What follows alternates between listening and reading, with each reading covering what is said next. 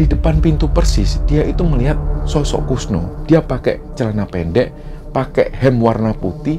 Nah, sosok Kusno ini menurut pengakuan dari si satu orang anak ini, dia datang, dia noleh kanan kiri, dan setelah itu dia pergi lagi. Mereka ini saling ngobrol satu sama lain.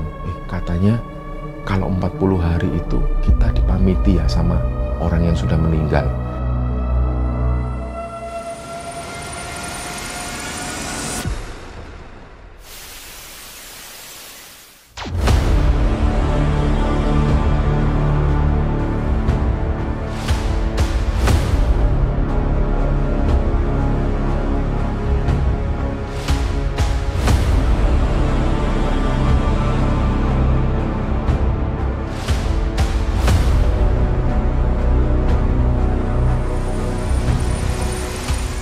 Kusno ini nyalakan lampu belajar.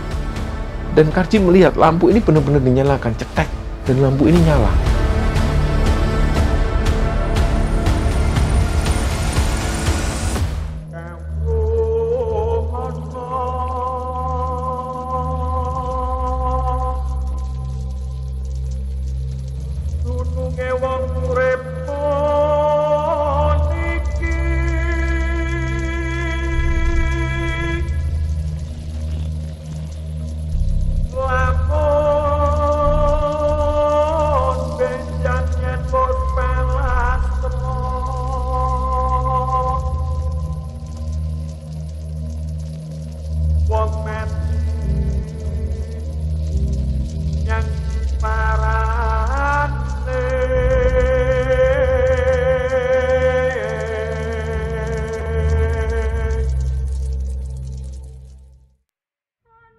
Bismillahirrahmanirrahim. Assalamualaikum warahmatullahi wabarakatuh. Sobat Gembara Sunyi dimanapun berada, pada kesempatan kali ini kami akan membagikan kisah yang dikirim oleh Sobat Gembara yang bernama Karji, yang asalnya dari sebuah desa di Jawa Tengah. Sebelum kita masuk ke ceritanya, untuk teman-teman yang nonton tayangan ini dan belum subscribe, jangan lupa untuk subscribe lebih dulu agar channel Gembara Sunyi ini lebih berkembang lagi dan kami lebih bersemangat lagi dalam membuat konten-konten terbaru di Gembara Sunyi. Dan untuk teman-teman yang telah mendukung kami sejauh ini, kami mengucapkan terima kasih banyak. Semoga amal kebaikan teman-teman dibalas kebaikan berlipat oleh Allah Subhanahu wa Ta'ala.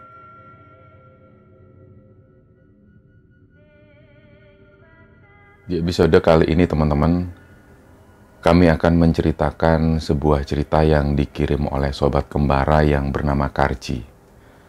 Nah, cerita Karji ini membawa kita ke masa-masa di sekitaran tahun 90-an, tepatnya di sekitaran tahun 98, di mana waktu itu Karji ini masih duduk di bangku SMP. Dan dia punya cerita di situ tentang seorang sahabatnya yang meninggal. Nah, di masa-masa SMP itu, Karji ini sekolah di sebuah SMP di desanya, dan nama Karji itu karena berawalan huruf K. Dia punya satu sahabat yang duduk sebangku dengan dia, namanya Kusno. Karena di presensi daftar hadir itu selalu mereka ini berurutan. Dan entah kenapa tiba-tiba di satu kelas itu Karji itu selalu duduk dengan Kusno. Nah, menurut pengakuan dari Karji awalnya karena Kusno ini anaknya sangat pinter, terutama dalam bidang agama dan penulisan huruf Arab. Jadi waktu itu ada pelajaran agama Islam. Nama gurunya adalah Pak Haji. Nah, di beberapa pelajaran agama itu ada segmen mereka itu disuruh untuk menulis huruf-huruf Arab.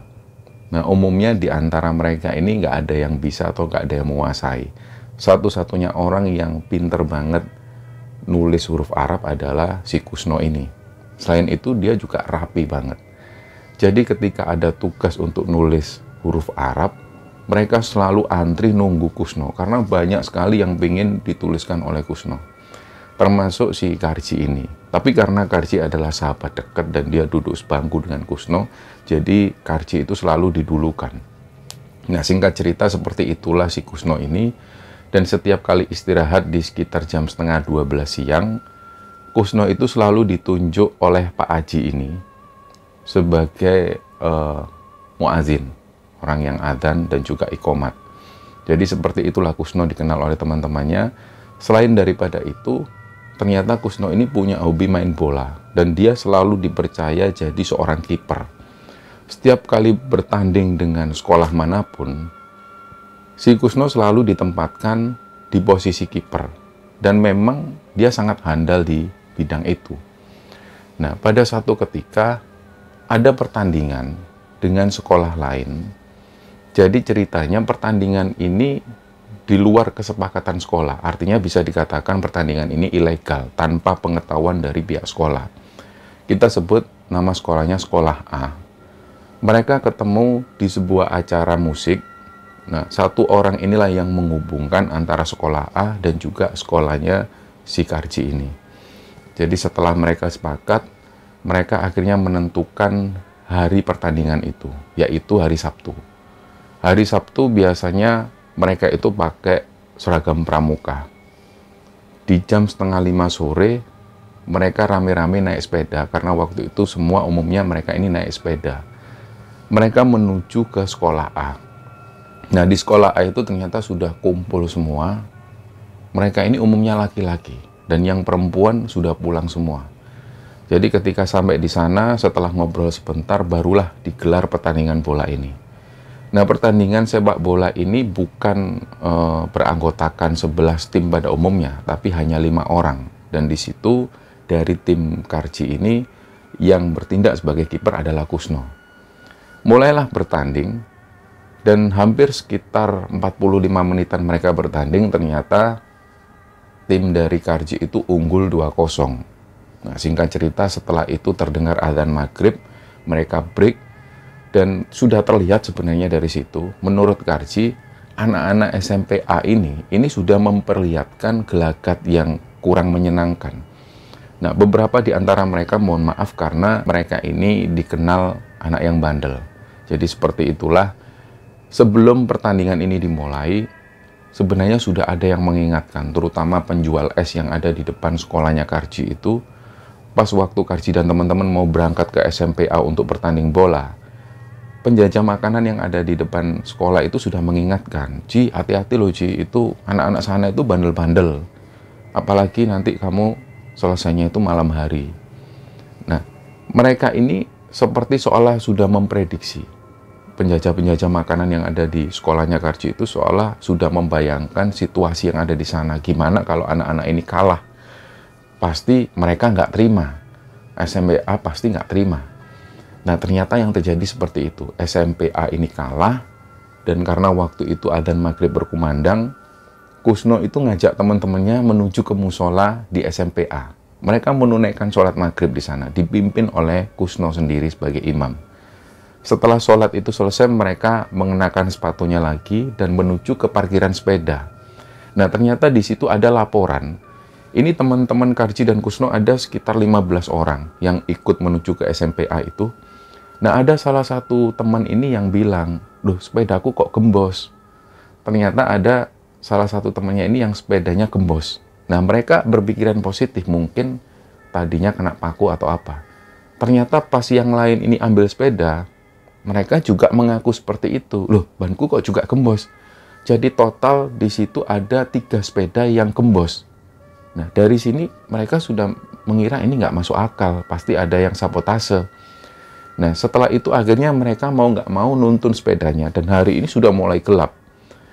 Ketika 3 orang ini nuntun sepeda mereka, diiringi oleh teman-teman yang lain, di sebuah persawahan, sebelum keluar dari area sekolah itu, ada beberapa anak-anak dari SMP A ini yang sudah menunggu di sana, dan kelihatan dari kejauhan kalau mereka itu membawa senjata dari bambu dan juga dari kayu. Nah, kebetulan di seberang SMP mereka, di seberang SMP A itu ada pembangunan semacam toko-toko yang berjajar-jajar. Nah, di situ ada kayu-kayu yang berserakan. Dan beberapa di antara kayu-kayu ini masih ada paku-paku yang menancap. Nah, disinilah yang dikhawatirkan waktu itu oleh Karji. Dia secara otomatis bertanggung jawab atas teman-temannya yang ikut ke sana. Nah, ketika melihat golongan mereka ini dihadang oleh anak-anak dari SMP A, mereka sudah mulai khawatir, dan si Karji bilang, "Udah, ayo putar balik, kita masuk sekolah lagi." Nah, di SMP itu masih ada satu security yang jaga-jaga di sana. Harapan Karji dan teman-teman, mereka bisa cari perlindungan ke security tersebut. Ternyata pas mereka masuk lagi ke SMPA, security ini sudah nggak ada lagi di tempat duduknya. Entah beliau ini masih sholat maghrib, entah beliau ini istirahat di belakang, mereka nggak tahu. Dan dalam situasi panik seperti itu, anak-anak dari SMPA ini langsung menghampiri Karji dan teman-teman. Dan mereka itu sudah siap memukul Karji dan teman-teman. Nah, dari sinilah akhirnya pecah situasinya.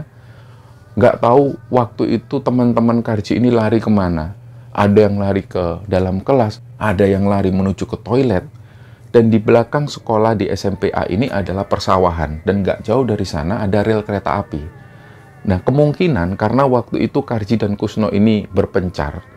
Yang terakhir dilihat oleh Karji, Kusno itu berlari menuju ke arah belakang sekolah, menuju ke rel kereta api itu. Bersama 2 orang temannya. Jadi ada Kusno dan 2 orang teman-teman yang lain. Sedangkan Karji ini menuju ke arah musola. Karji masih mencari keberadaan dari security itu. Karena dia mau minta pertolongan. Nah, di situ Karji sudah mendengar ada yang sudah memukul teman-temannya Karji. Ampun, ampun, ampun. Nah, situasi kacau waktu itu. Dan dari situlah Karji sudah nggak tahu lagi teman-temannya di mana.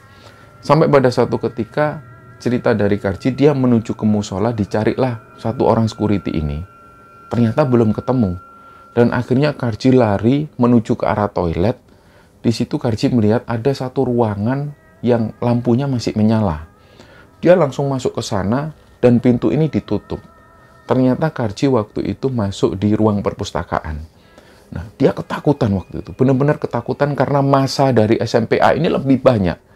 Kira-kira ada 3 kelas dibandingkan Karji dan teman-teman yang hanya 15 orang. Nah, di situ Karji ini badannya gemetaran, karena memang sebelum-sebelumnya dia nggak pernah mengalami situasi tawuran seperti ini. Nah, pas waktu Karji ada di dalam kelas inilah, baru dia bisa mikir, aduh ini teman-teman yang lain kemana? Dia mengkhawatirkan teman-temannya. Dan waktu itu, dia sudah mendengar banyak sekali anak-anak dari SMPA ini yang berlarian. Cari sana, cari sana, cari sana. Semua ruang-ruang kelas ini mereka masukin.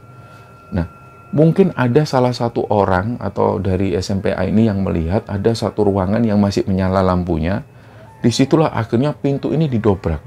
Nah, pada saat pintu ini didobrak, barulah security ini muncul. Mungkin waktu itu si security ini mendengar ada keributan. Akhirnya security ini mendatangi ruangan itu. Ngapain kalian? Ini Pak, ada yang rusuh Pak. Dari SMP sana rusuh di sini. Ayo bubar, bubar, bubar. Nah, yang didengar oleh Karji seperti itu, dan pada akhirnya pintu ini dibuka.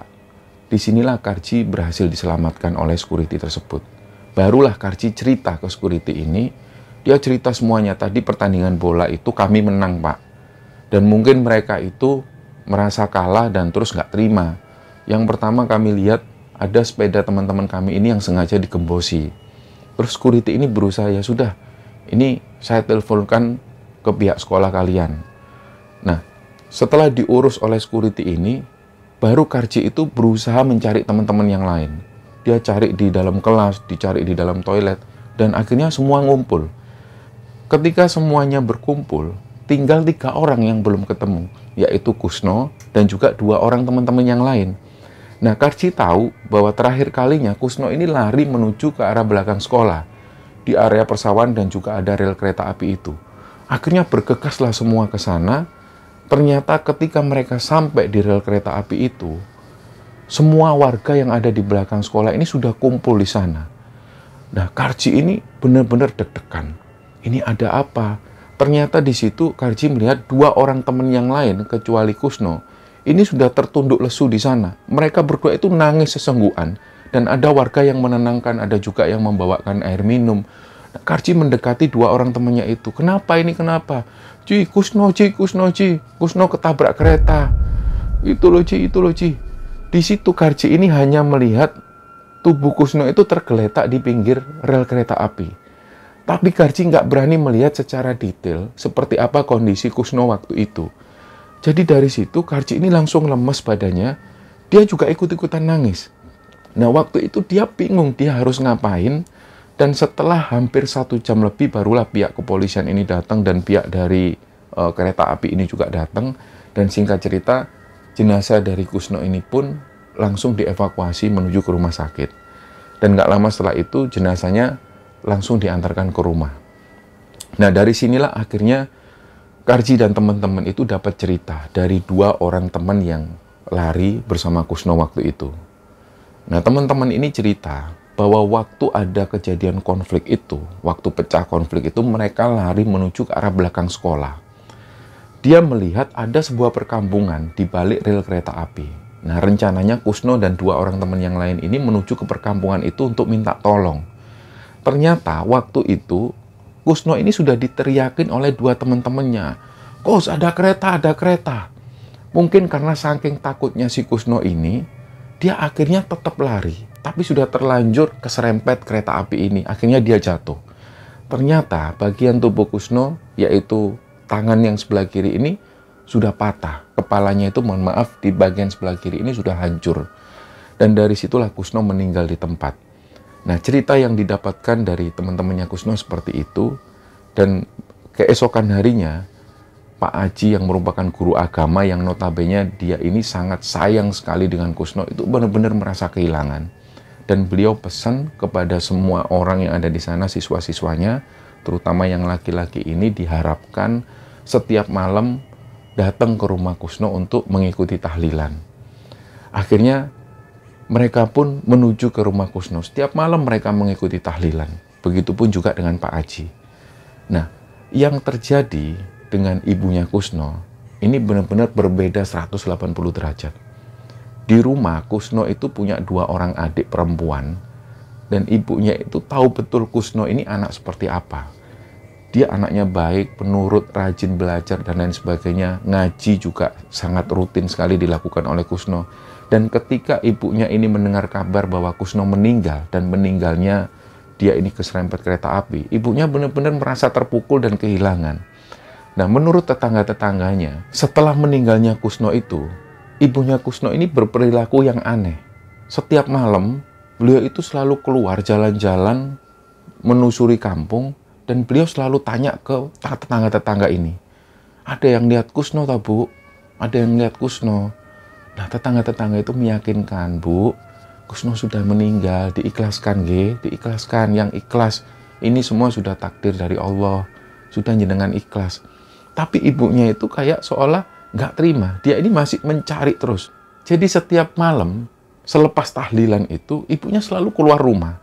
Dan selalu menanyakan hal ini ke tetangga-tetangga itu. "Kusno kok belum pulang? Mungkin ada yang lihat, Bu. Coba, Bu, ditanya. Itu mungkin si Andi lihat ada Kusno." Selalu seperti itu. Sampai-sampai orang-orang ini juga kasihan. Nah, singkat cerita mereka kembali lagi ke sekolah. Tapi suasana di sekolah itu sudah nggak lagi nyaman ketika sudah tidak adanya lagi Kusno. Terutama si Karji ini, karena biasanya dia duduk satu bangku dengan Kusno. Bangku ini kosong. Nah, kebiasaan Kusno, setiap kali dia berangkat sekolah, dia itu selalu pakai minyak rambut. Dan minyak rambut itu selalu sampai basah. Nah, waktu itu, Karji ini tiba-tiba mencium aroma minyak rambutnya si Kusno. Dia langsung noleh. Terus karena di samping ini kosong, dia tanya ke teman-teman yang ada di belakang bangkunya itu, "Ada yang nyium minyak rambutnya Kusno enggak?" Nah, teman-teman yang ada di belakang ini takut. "Enggak, Ji. Aku nyium banget ini. Nyium banget. Aku ingat ini minyak rambutnya Kusno yang biasa dia pakai." Nah, keesokan harinya, yang terjadi seperti itu lagi. Karji ini pas waktu itu mengikuti proses belajar mengajar, dia memperhatikan ke arah papan tulis, tiba-tiba di ujung mata sebelah kiri Karji ini ngelihat Kusno itu duduk seperti ini sambil memandang ke arah Karji. Nah, biasanya memang si Kusno seperti itu. Setiap kali santai dia selalu duduk seperti ini dengan tangan yang disangga menghadap ke arah si Karji. Nah, waktu itu sekelebatan dari sudut mata, Karji itu melihat Kusno duduk seperti itu. Akhirnya si Karji ini nggak bisa noleh sedikit pun. Dia ngomong pun juga nggak bisa. Jadi hanya bisa melihat dari sudut mata. Dan di situ Karji jelas sekali memperhatikan bahwa Kusno ini senyum ke arah Karji. Nah, setelah itu baru Karji ini bisa bergerak. Disitulah Karji melihat di bangku itu ada bekas minyak. Jadi seperti kayak seolah-olah ada orang yang baru saja meletakkan kepalanya di situ, karena kepala Kusno itu selalu pakai minyak rambut. Jadi di bangku itu, di meja ini terlihat mengkilap sekali. Dan begitu Karji ini nyentuh di bagian yang berminyak itu, terus dicium sama si Karji ini, ternyata memang benar. Ini aroma minyak rambutnya si Kusno. Dia langsung manggil teman yang ada di belakang. Coba kamu lihat, ini kan minyak rambutnya Kusno. Kok ada bekasnya di sini, padahal kemarin nggak ada. Dan itu sudah 14 hari setelah kematiannya si Kusno.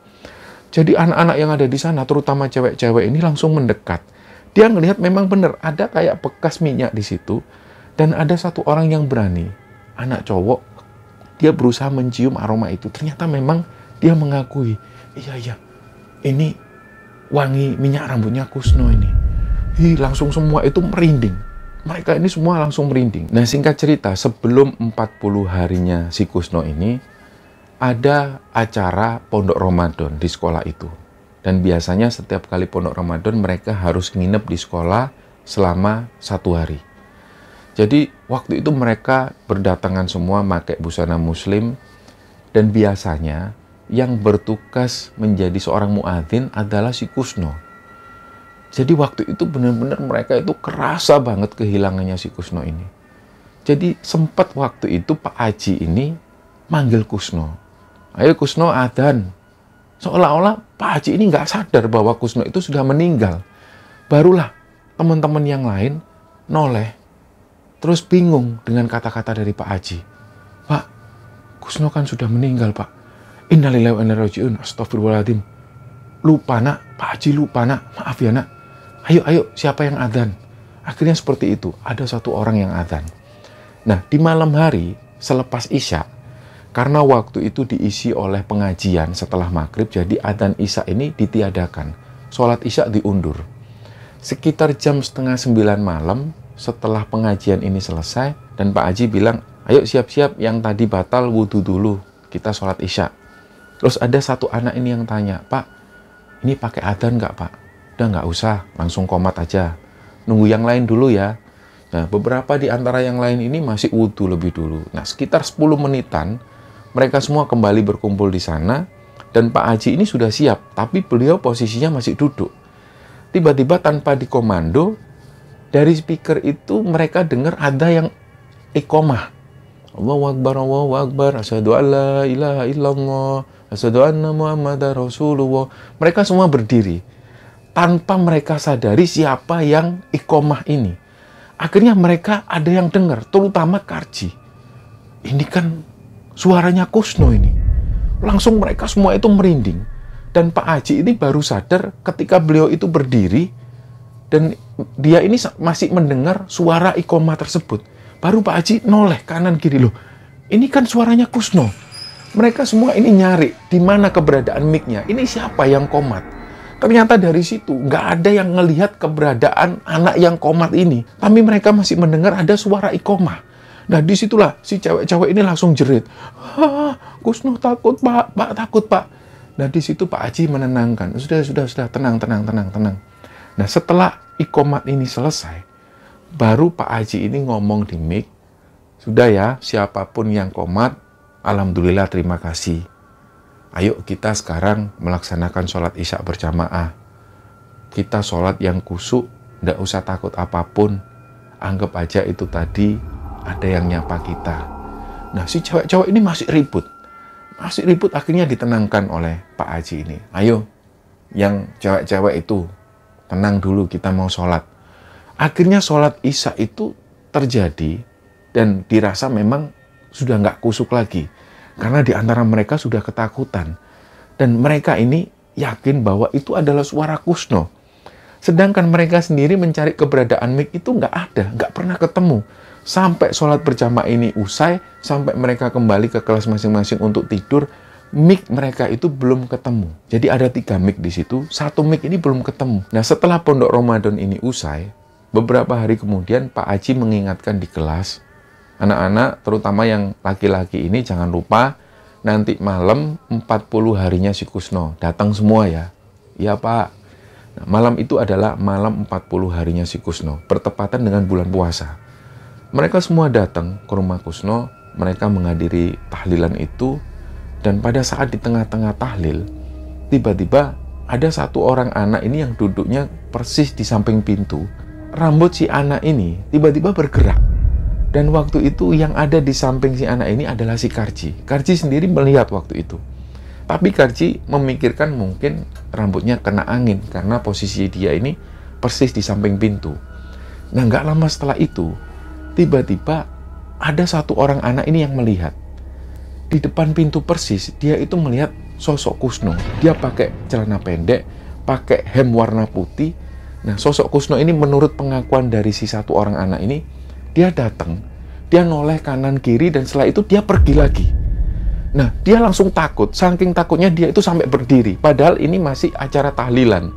Akhirnya dari situ Pak Haji ini tanya, kenapa Le? Pak, saya takut Pak, saya baru melihat Kusno. Yang bener jangan gitu. Iya Pak, bener Pak. Sudah, tenang. Nah, Pak Haji ini nggak enak sama tetangga-tetangga yang lain, terutama sama Pak Ustadz yang mimpin tahlil ini.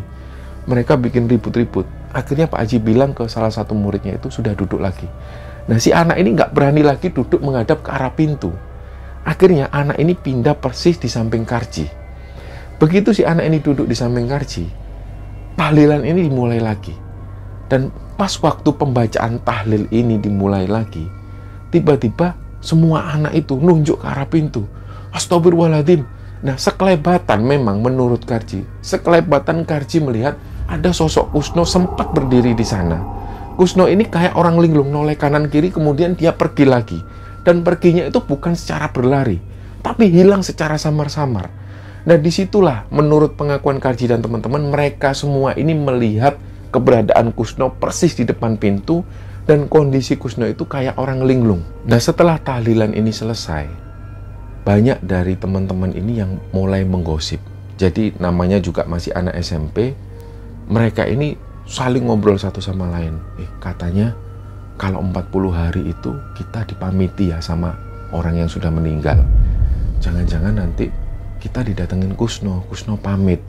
Nah, Karji itu dengar teman-teman yang ngomong seperti itu, terus Karji bilang ke teman-temannya, kalian itu kalau memang Kusno datang mau pamit, kenapa kok kalian takut? Kan Kusno itu baik.